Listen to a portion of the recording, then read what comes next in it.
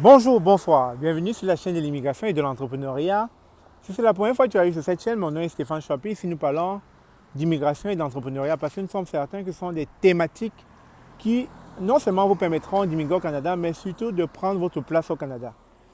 Aujourd'hui, nous allons parler d'une thématique qui fort probablement va vous intéresser. Il s'agit de la drague. Il s'agit pour nos sœurs africaines, quand elles arrivent au Canada, elles ont du mal à trouver, je dirais, leur prince charmant. Elles ont du mal à trouver un dragueur. Elles ont du mal à trouver des hommes sérieux. Alors, il faut savoir que au Canada, les choses sont différentes. On n'est plus en Afrique, on n'est plus dans un environnement qui fit, ou bien qui privilégie les femmes en termes de courtoisie, en termes de drague, en termes de, voilà, lorsqu'elles marchent dans la rue, elles se font aborder, elles se font siffler. Ici au Canada, c'est plus pareil. Une femme peut passer du 1er au 31, un mois, 2 mois, un an, sans qu'aucun homme ne vienne auprès d'elle la courtiser ou bien ne serait-ce que lui dire, Madame, vous êtes belle, vous êtes mignonne, vous êtes intéressante, waouh, vous avez un très beau parfum, vous êtes très bien habillée. Non, ça peut passer des décennies, des années-lumière, sans que personne ne vienne l'aborder. Alors, dans ce contexte, elles n'ont pas d'autre choix que de partir dans des sites de rencontres. Mais étant donné que nos sœurs africaines n'ont pas grandi dans cette mentalité occidentale d'aller dans les sites de rencontres, elles sont très obligées de parfois demander à des copines si elles ont des cousins, des frères, etc. Et quand ça ne marche pas, elles n'ont pas trop de choix que d'aller dans des boîtes de nuit, d'aller dans des clubs en espérant trouver l'âme sœur, en espérant trouver une personne qui voudrait une relation sérieuse, en espérant trouver quelqu'un de sincère, de réel, de vrai. Et donc, elles vont s'hasarder à aller dans les clubs en espérant, comme je l'ai dit tantôt, de pouvoir rentrer avec quelqu'un qui, à un moment donné, leur dira, écoute, j'aimerais que tu sois ma copine, j'aimerais fonder ma famille avec toi, etc. Mais ce n'est pas évident. Ce n'est pas évident parce que la plupart des hommes qui vont en club vont très souvent pour s'amuser, très souvent rencontrer, je dirais, une fille avec qui ils vont jouer. Et ça rend les choses beaucoup plus complexes, beaucoup plus difficiles.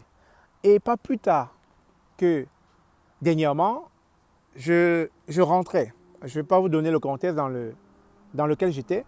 Et j'entendais des filles africaines dire comment c'est difficile. Au bureau, elles ne peuvent pas se faire draguer. C'est quasi impossible, on ne le fait pas.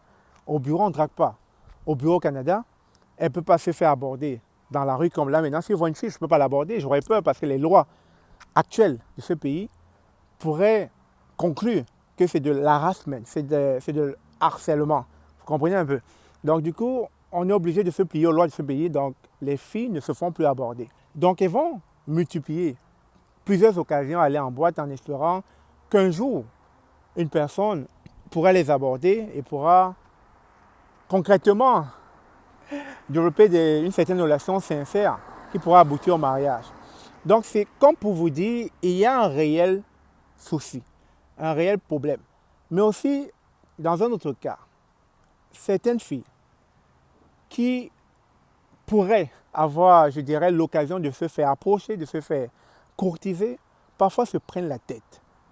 Il y a des filles, elles sont seules, elles sont célibataires, elles ont vraiment envie de se mettre en couple. Comme dirait quelqu'un, elles sont dérangées par la jachère. Mais lorsque le gars se présente, le gars vient avec des réelles intentions de vouloir former un couple, elles tournent en rond. Elles tournent en rond comme si elles étaient encore dans leur pays d'origine, comme si elles avaient le temps. On n'a pas le temps au Canada, on n'a pas le temps de niaiser. C'est pour ça que même les relations entre les Québécois, entre les Occidentaux, ça va vite. On n'a pas le temps. On va dans l'application, tu m'intéresses, tu matches avec moi. Est-ce que tu as des caractéristiques qui me plaisent? Oui ou non? On avance ou bien basta, on passe à autre chose. Mais ici, tu vas rencontrer une sœur africaine. Elle va penser qu'on est au pays. Premier rendez-vous, elle va te tourner. Deuxième rendez-vous, elle va te tourner. Troisième rendez-vous, elle va te tourner. À un moment donné, ma sœur, il n'y a pas le temps. On n'a pas le temps à perdre. Soit on commence quelque chose, on commence à se découvrir les uns les autres et on essaie de voir si on match et on avance. Sinon, ne me perds pas du temps. Je n'ai pas le temps à perdre.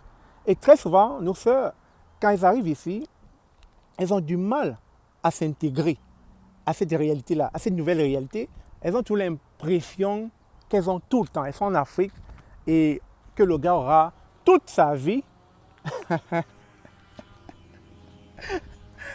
à la courtiser. Ce n'est pas le cas, juste pas le cas. Donc, chers sœurs, je ne vous demande pas de vous donner au premier venu. Non, non, ce n'est pas ce que je dis. Ce que je vous demande, c'est déjà d'intégrer la nouvelle société d'accueil, voir comment est-ce que les choses fonctionnent. N'ayez pas honte, ne vous sentez pas mal. C'est vrai que c'est l'homme africain qui drague, qui courtise, qui fait le premier pas.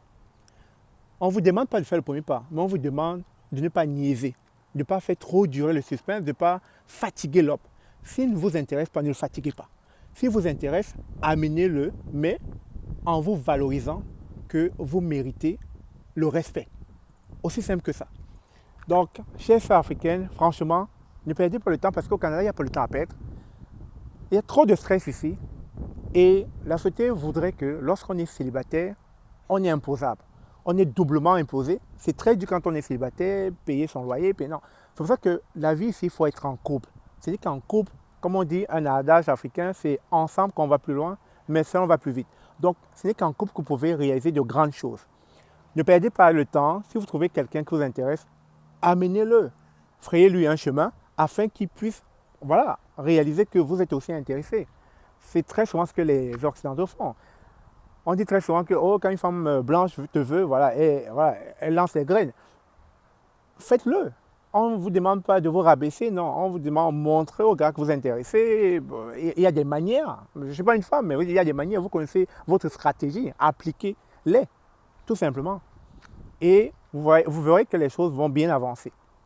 Donc, je sais que c'est difficile pour tout le monde, autant pour les hommes que les femmes. Mais, chères sœurs, arrêtez de vous la péter. Arrêtez d'avoir la grosse tête.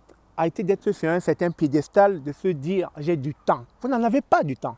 Et surtout, n'oubliez pas, vous avez votre horloge biologique qui court. Après un certain temps, vous voulez faire des enfants. Et je sais très souvent que quand les femmes veulent faire des enfants, parfois elles vont avec n'importe qui. Et après, il y a des séparations. Parce que vous n'avez pas pris le temps qu'il fallait. En fait, parce que vous n'avez pas fait le choix qu'il fallait. Vous êtes vite lancé parce que l'horloge biologique a frappé à votre porte.